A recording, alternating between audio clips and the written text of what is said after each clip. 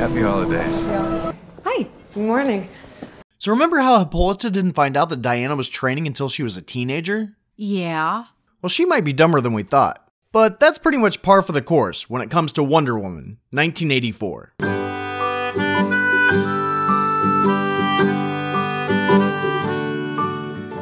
So when Diana was like 9, she participated in their Ninja Warrior competition, and Hippolyta doesn't question how she's able to use a bow or a spear on par with the Amazon who train their entire lives. There will be no training.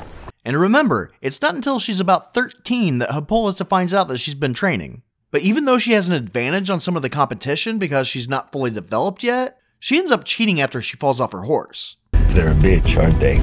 She uses a dry water slide to get down the mountain and back on her horse, but forgets her bow and ignores hitting a few of the smoke crystals. But she finds her horse and heads to the finish line, where her aunt stops her from winning, even though she technically didn't meet all the requirements to win. That's not fair! According to Diana's logic, this chick who fell in the water probably could have just got out and thrown the spear in and won like 20 minutes ago.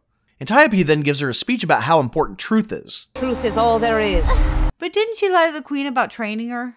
Yes. And isn't she lying to Diana about who she really is? That is correct. Bitch. And then her mom comes out and gives her an inspirational speech about how the world isn't ready for how great she'll be. She was never gonna let her leave the island. I know. And when did she become so supportive? Started last week. Oh! Anyway, we then go to 1984, where Wonder Woman is just running around saving people in costume in broad daylight and not punishing anyone who almost killed somebody. Welcome to the future. She then goes to the mall, where she stops these guys who are robbing a jewelry store of all their ancient antiquities. And they would have gotten away with it too, if the guy they were supposed to pass the bag off to didn't bring his gun. He stupidly drops it, and the crowd acts like this isn't America at all, even though it's Washington, D.C. I hate guns. And then the security guards come out and automatically know exactly who the robbers are, even though they don't have the descriptions of them. Yeah, sure. He's probably blonde with big dimples. How'd you know that, Sarge? One of the robbers gets scared and threatens to throw a little girl off the balcony as his escape plan. Who knows where he was going to go after he dropped her?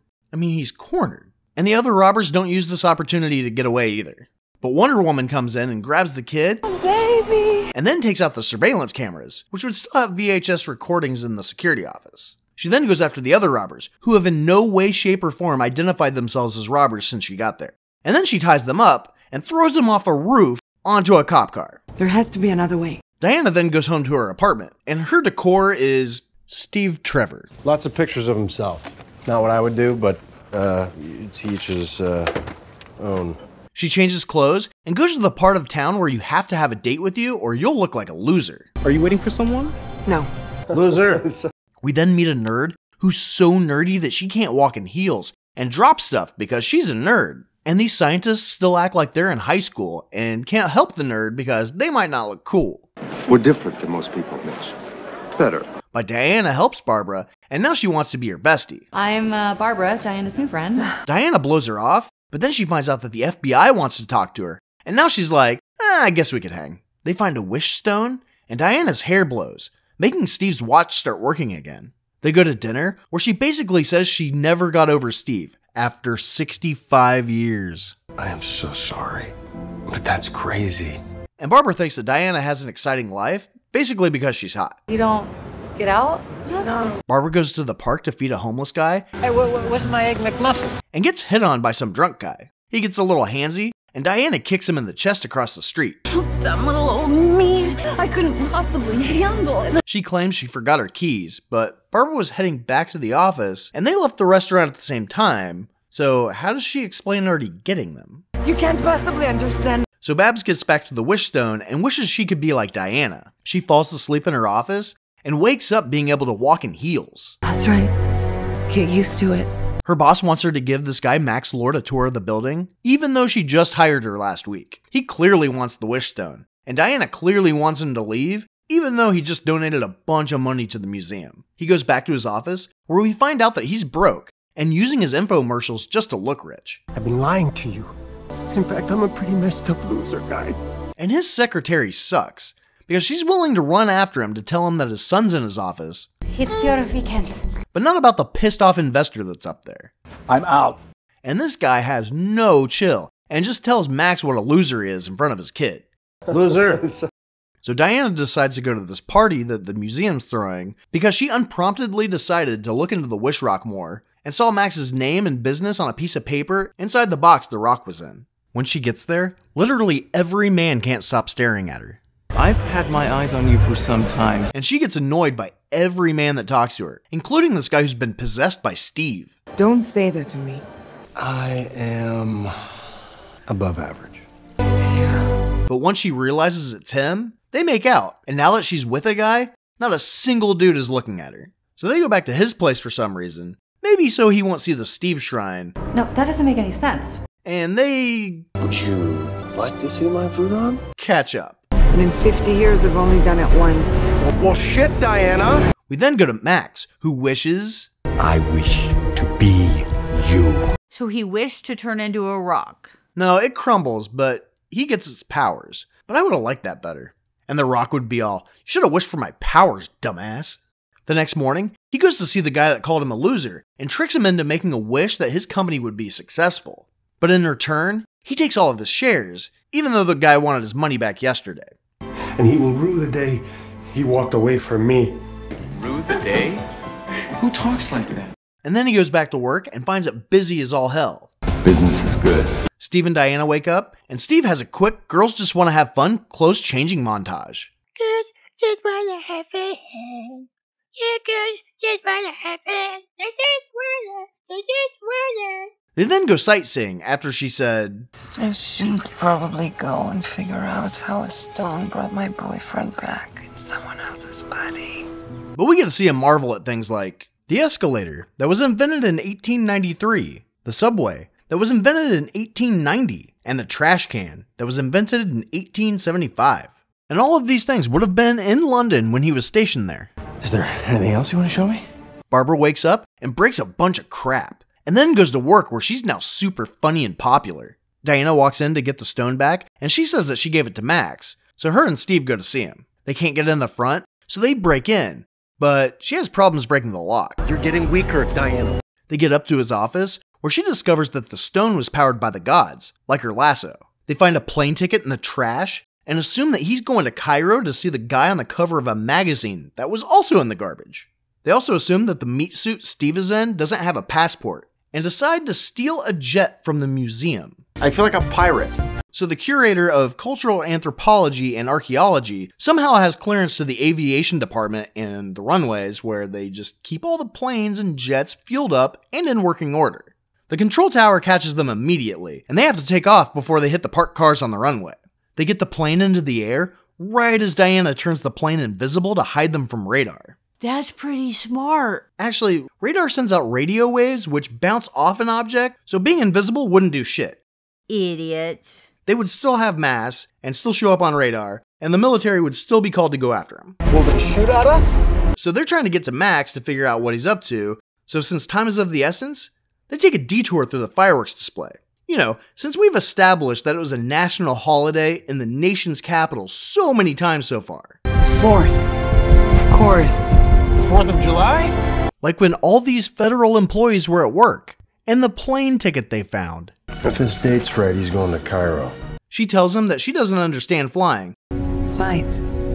Your gift.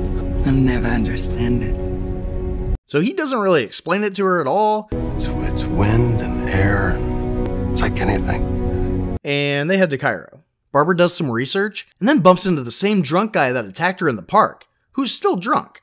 She then kicks the crap out of him. I could do this all night long. I can do this all day. But stops when her homeless friend catches her. You want me a sausage McMuffin? Mind your business. The next day, Max meets with the magazine guy and gets him to make a wish. The guy wants to keep outsiders from his home, and a giant wall forms around the city. So the stone could just make random walls appear, but it can't just bring Steve back without him using somebody else's body? Shut up. Diana wished to a rock. Max is a human dude, and maybe he can influence what happens. He certainly can when it comes to what they have to give up in return. I'll take it. He wants this dude's oil, but he tells him that he doesn't have any, so he takes his guards. But now Max has an army of soldiers that he somehow will now have to get back to America. And we've seen how Americans are around guns.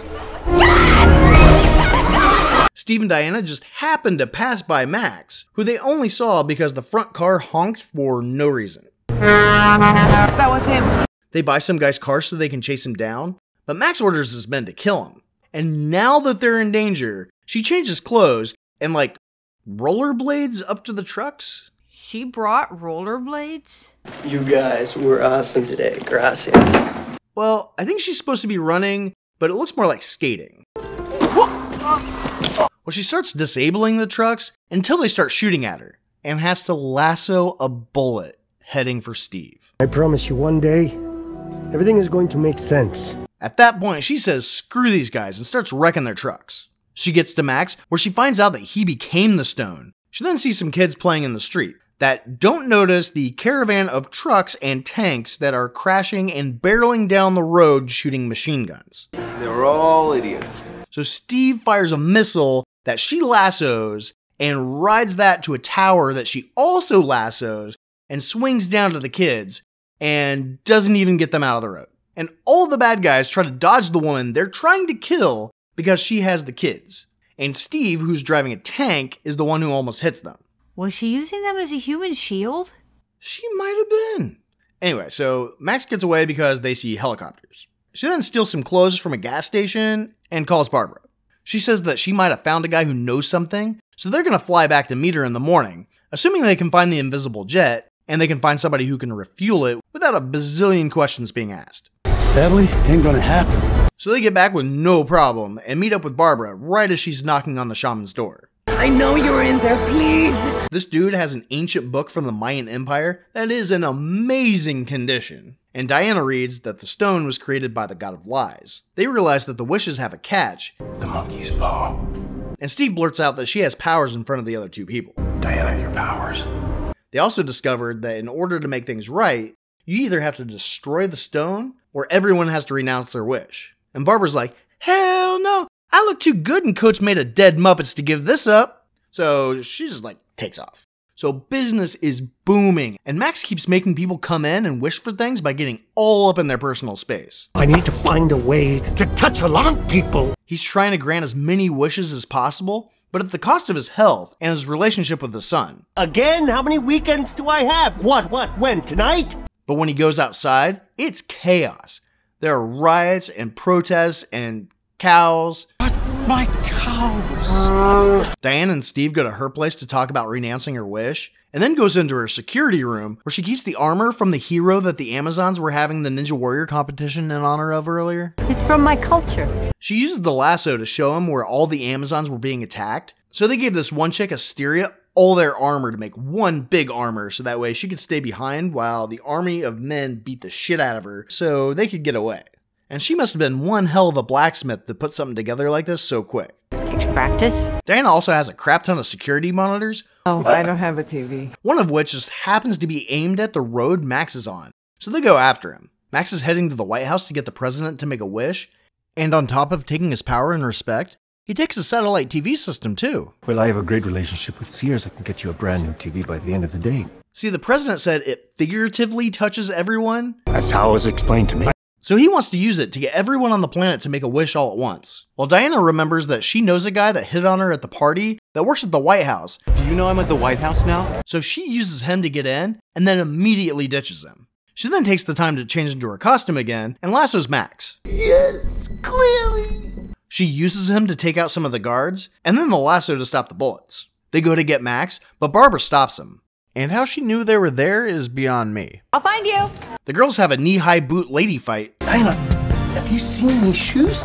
While Steve and Max have a we're handcuffed together fight. So during these fights, Diana lassos Barbara, but doesn't show her the truth about anything. And Steve has the opportunity to make a wish that could reverse everything, but doesn't. And then both of them get away in a helicopter, where Max grants Barbara another wish from saving him from being lectured. Which was actually pretty great. I'll tell you about it later. Wonder Woman is hurt pretty bad, so Steve takes her through the riot. They go to the bank, where Steve tells her to give him up. So she renounces her wish, leaving this poor random guy to come back to his body with no memory of what happened in the last few days in the middle of a riot. You don't have to be mean about it. She then takes off running and lassos a church 5 blocks away to catapult her into the sky, where she lassos a plane and hitches a ride.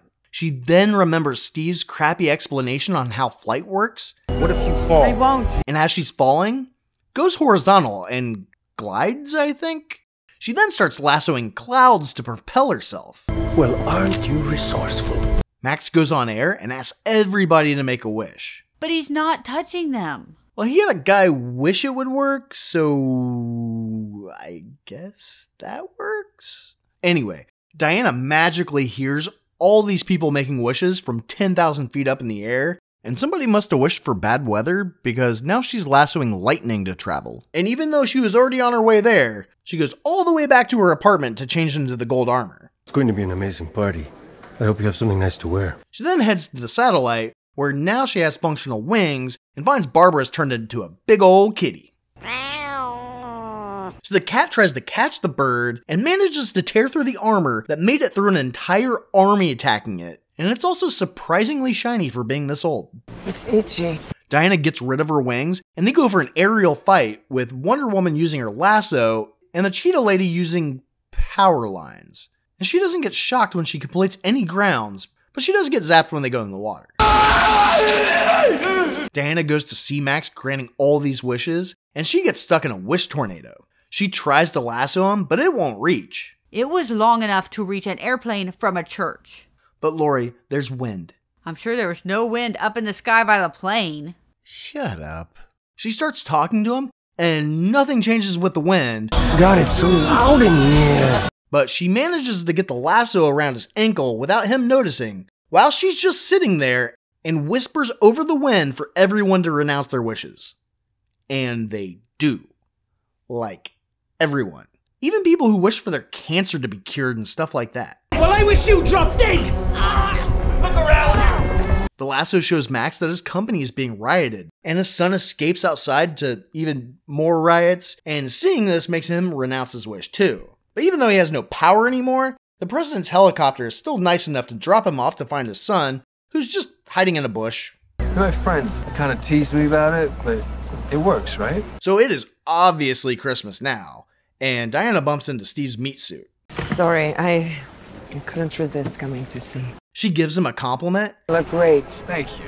And he just walks away. You are a silly man. So apparently he doesn't have any memory of their futon time together. Loser.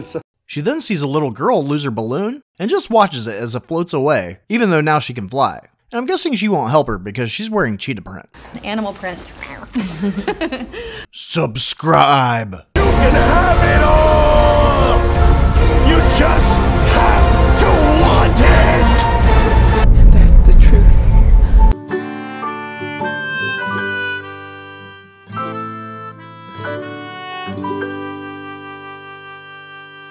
You know I really should be going?